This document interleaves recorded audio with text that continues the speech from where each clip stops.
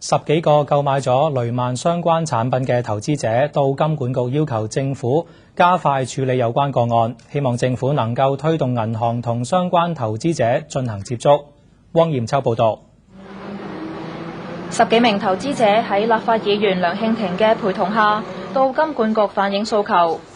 有投資者指銀行喺銷售過程中披露嘅資料不足，甚至有誤導成分。霍太用咗大約20萬港元購買咗一種名為結構性零售債券，銀行已經通知佢現時呢一種產品嘅價值已經等於零。冇提過有風險呢單嘢咯，即係只不過我哋話做定期啫嘛，做定期咁佢話呢隻咧就比較利息高啲，如果你暫時唔需要筆錢咧，你擺幾年咧就比較好啲咯。如果係贖回嘅話咧，就按市值咧可能就係會少嘅。但係我諗住自己啲錢都暫時唔等住使嘅，咁咪買咗嗰隻咯。梁慶庭表示，據金管局主席透露，已經有3個雷曼投資者同銀行達成和解。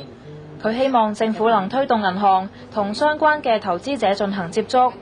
如果未能達成協議，亦都唔排除會有呢方面嘅訴訟。希望政府如果喺未來，如果需要進行我哋投資者要進行仲裁或者訴訟嘅時間，從技術上面